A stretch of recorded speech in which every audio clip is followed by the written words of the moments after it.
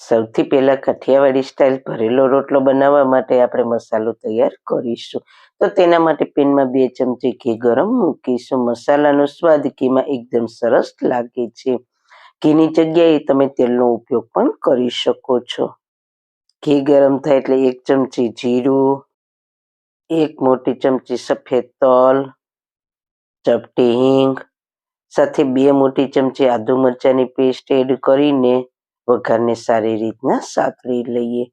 તો રોટલામાં ભરવાનો આ મસાલાનો ટેસ્ટ થોડો સ્પાઇસી હોય તો ઠંડીમાં ખાવાની ખૂબ જ મજા આવે છે. અહીં આપણે મસાલામાં લાલ મરચું પાવડરનો ઉપયોગ નથી કરવાના, એટલે લીલા મરચાંનું પ્રમાણ તમે તમારા ટેસ્ટ પ્રમાણે પ્લસ માઇનસ કરી શકો છો. લગભગ 1 થી 2 મિનિટમાં વઘાર સારી રીતના સતળાઈ ગયો છે. હવે બજારમાં 50 ગ્રામ અને 1/4 કપ જેટલું લીલા લસણનો જે સફેદ ભાગ હોય તે ઝીણો સમારીને લીધો છે. સાથે તેટલા જ પ્રમાણમાં 1/4 કપ જેટલી લીલી ડુંગળીનો સફેદ ભાગને ઝીણો સમારીને લીધો છે.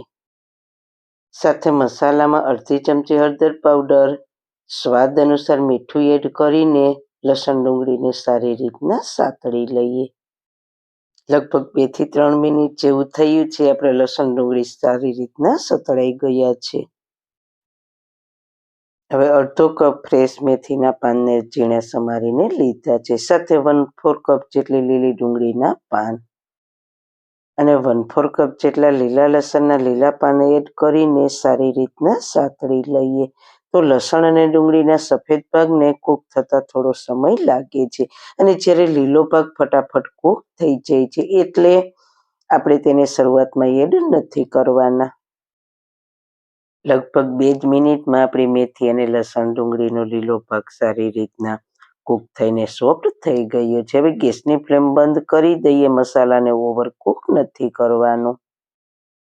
હવે તૈયાર થયેલા મસાલામાં અડધો કપ ફ્રેશ ધાણા ભાજીને ઝીણી સમારીને એડ કરીને સારી રીતના મિક્સ કરી લઈએ.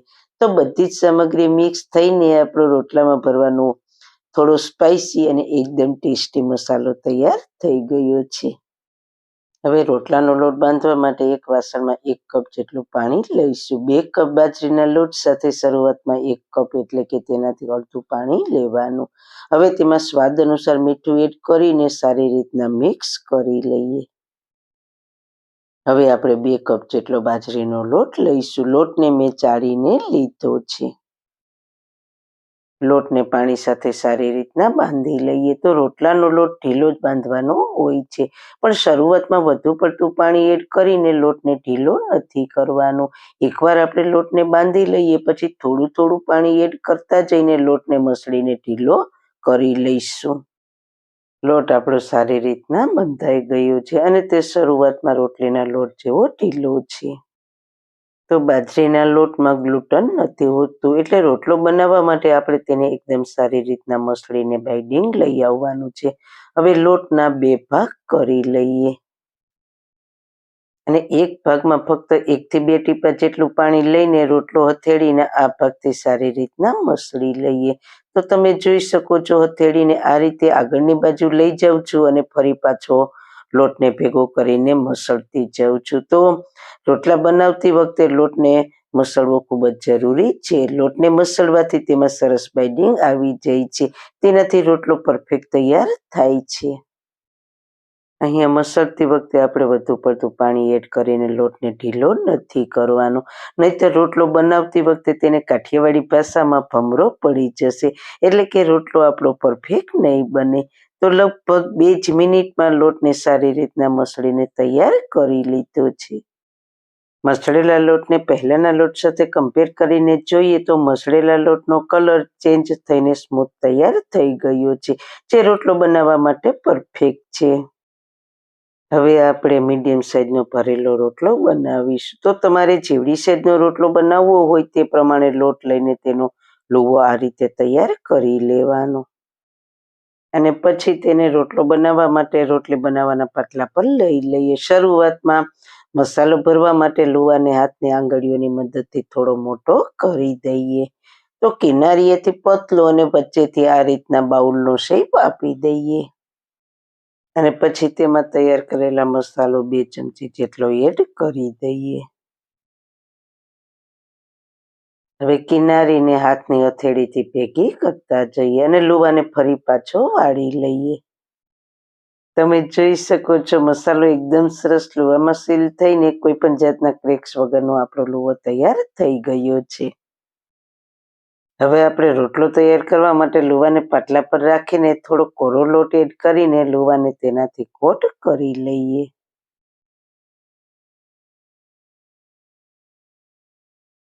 હવે એક હાથની હથેળીની મદદથી આ રીતના રોટલાને મોટો કરતા જઈએ અને બીજા હાથની હથેળીથી કિનારીને સરખી કરતા જઈએ અને રોટલાને થાપીને આ રીતે મોટો કરતી વખતે જો રોટલામાં વચ્ચે કે કિનારી પર કોઈ ક્રેક્સ આવે તો તેને પાણીની મદદથી આ રીતે સીલ કરતા જઈએ. તમે જોઈ શકો છો મેં રોટલાને એકદમ સારી રીતના થાપીને બનાવ્યો છે.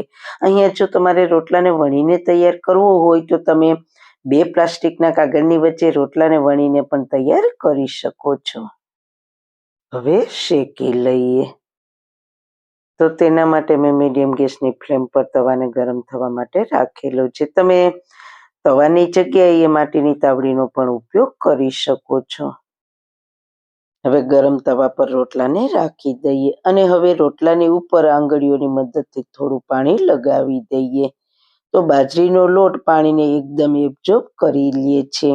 એટલે રોટલો બનાવતી વખતે આપણે વધુ પડતો કોરા લોટનો ઉપયોગ કરીશું તો રોટલો શેકતી વખતે તેમાં ક્રેક્સ આવી જશે.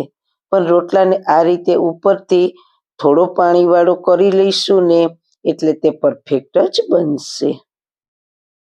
સાથે આપણે રોટલાને મીડિયમ ગેસની ફ્લેમ ઉપર શેકવાનું છે જેથી કરીને તે અંદર સુધી સારી રીતના કૂક થાય અને કાચો ના રહે.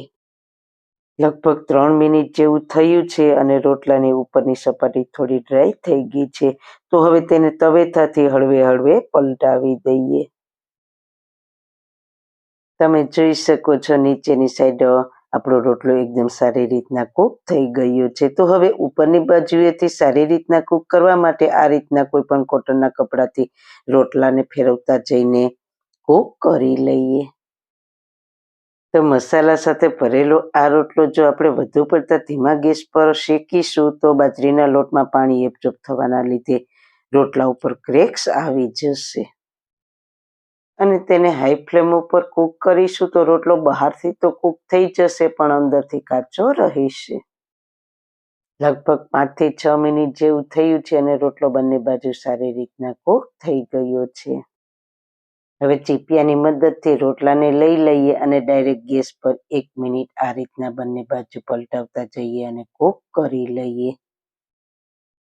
તો આપણો રોટલો શેકાઈને તૈયાર થઈ ગયો છે. તો તેને પ્લેટમાં લઈ લઈએ અને ગરમ ગરમ રોટલા પર ઘી લગાવી દઈએ. તો જોઈને જ ખાવાનું મન થઈ જાય તેવો આપણો ભરેલો કાઠિયાવાડી સ્ટાઇલ રોટલો તૈયાર છે. તો જેને બનાવવો એકદમ સહેલો.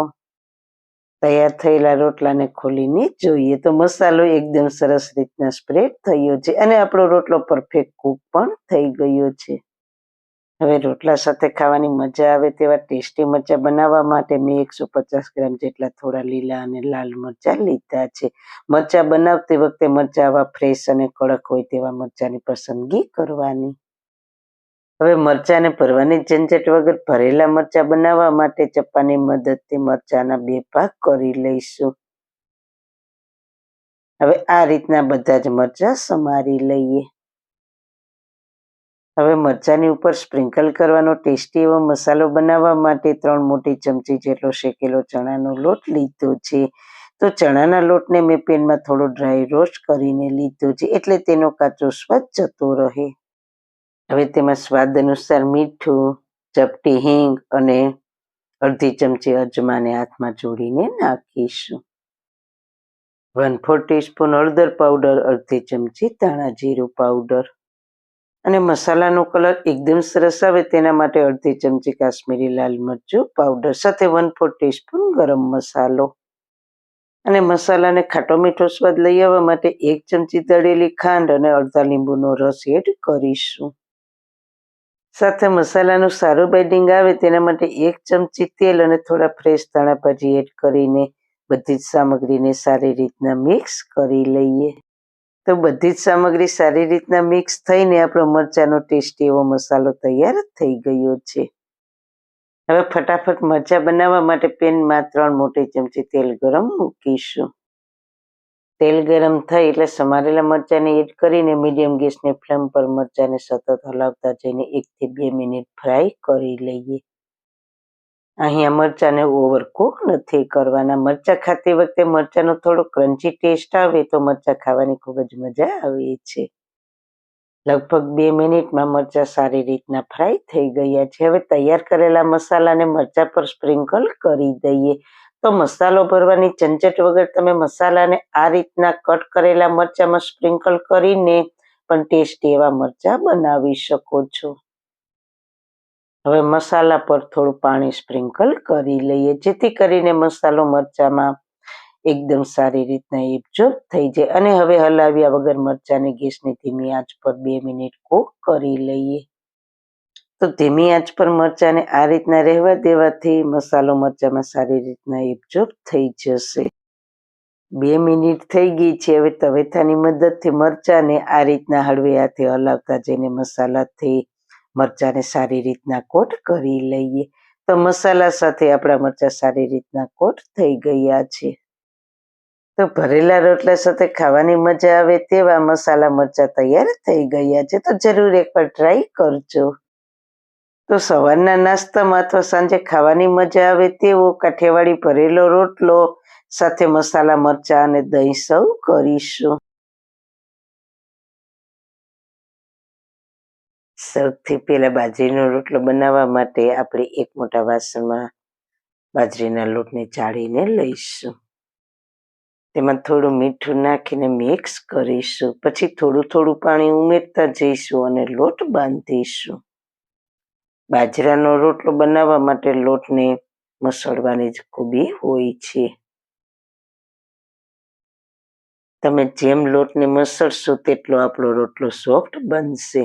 તો હાથની મદદથી આ રીતના પ્રેસ કરતા જવાનું અને લોટને મસળતા જવાનું છે. થોડું થોડું પાણી લેવાનું છે. એકસાથે બધું પાણી નથી એડ કરવાનું.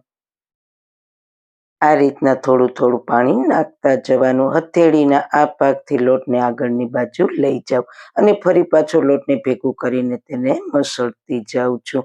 તો રોટલા બનાવતી વખતે લોટને મસળવો ખૂબ જ જરૂરી છે. તો જ આપણો રોટલો ફૂલીને દડા જેવો પરફેક્ટ બનશે. 2 થી 3 મિનિટ લોટને સારી રીતના મસળશું. જેમ જેમ લોટ મસળાશે તેમ તે સોફ્ટ બનતો જશે. તો આપણો લોટ મસળાઈને તૈયાર થઈ ગયો છે. હવે તેમાંથી એક રોટલો બને તેટલો લોટ લઈને લુવો તૈયાર કરી લઈએ. આ રીતના 2 હાથની મદદથી આ રીતના લુવો બનાવવાનો છે.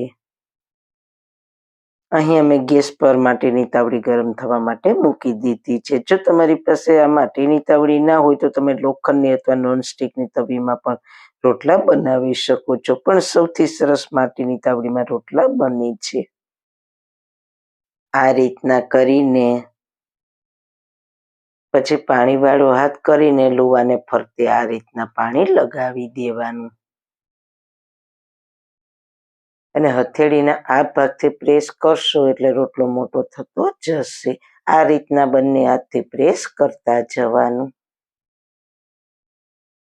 એકદમ સહેલી રીતથી તમને રોટલો બનાવતા શીખવાડું છું. જેમ રોટલો મોટો થતો જશે તેમ હવે આંગળીઓની મદદથી પ્રેસ કરતા જવાનું એટલે રોટલો મોટો થશે.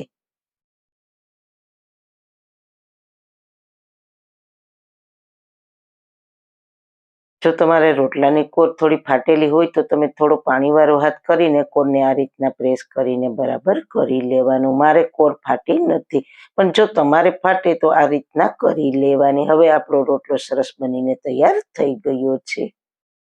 હવે આ રીતે રોટલાને માટીની તાવડીમાં શેકવા માટે રાખી દેવાનું. રોટલો તાવડીમાં નાખો ત્યારે તાવડી સરસ ગરમ થઈ ગયેલી હોવી જોઈએ. જો તાવડી ગરમ નહીં હોય તો રોટલો નાખશો તો તમારી રોટલાની કોર સાઈડમાંથી તૂટી જશે. એટલે એ વાતનું ખાસ ધ્યાન રાખજો. રોટલો નાખીને તરત જ ઉપર પાણીવાળો હાથ ફેરવી દેવાનો એટલે કોઈ રોટલામાં ક્રેક્સ ના પડે. ઉપરની સાઈડ થોડો ડ્રાય થાય એટલે તવેથાની મદદથી સાઈડ ચેન્જ કરીશું. જો તાવડી સરસ ગરમ હશે ને તો રોટલો આસાનીથી પલટી જશે. આ રીતના હળવે હળવે પ્રેસ કરી દેવાનું, એટલે બિલકુલ એર ના રહે. એર રહેશે તો વચ્ચેથી એક ફોલો ઉપડી જશે, જેને અમારી કાઠિયાવાડી ભાષામાં રોટલામાં ભમરો પડ્યો કહે છે. બીજી બાજુ જોઈ લઈએ. તો જો આ રીતના થોડો કાચો હોય તો ફરી તે જ સાઈડ થોડી વાર કૂક થવા દેવાનું. હવે થોડી વારમાં બીજી સાઈડ પણ રોટલો સરસ ચડી ગયો છે, તો રોટલાને પલટાવી દઈએ. તો તમે જોઈ શકો છો આપણો રોટલો બંને બાજુ સરસ ચડીને ફૂલીને દડા જેવો થયો છે. તો છે ને એકદમ દડા જેવો, અને ડિઝાઇન પણ રોટલામાં સરસ પડી છે. તો આજે હું તમને કાઠિયાવાડી સ્ટાઇલથી રોટલાને સર્વ કરતા બતાવીશ. રોટલાનું ઉપરનું પડ છે તેને ચપ્પાથી અલગ કરીશું. પછી તેમાં સરસ દેશી ઘી લગાવીશું. તો મિત્રો, આ રોટલાની આગળ તો પીઝા બર્ગર પણ ભૂલી જશો, એટલું ટેસ્ટી બનશે. પછી આ રીતના ઉપરનું પડ ઉપર કરીને ફરી ઉપર ઘી લગાવીશું. તો તૈયાર છે આપણો કાઠિયાવાડી રોટલો. તો અત્યારે શિયાળાની ઠંડીમાં ગરમ ગરમ રોટલો ખાવાની ખૂબ જ મજા આવશે. તો જરૂર એકવાર ટ્રાય કરજો. સારું ખાઓ, ખુશ રહો. આવી સરસ રેસીપી જોવા માટે તમારો ખૂબ ખૂબ આભાર. મારી રેસીપીને લાઈક કરજો, શેર કરજો, મારી ચેનલને સબસ્ક્રાઈબ કરજો. ફરી મળીશું નવી રેસીપી સાથે. જય શ્રી કૃષ્ણ.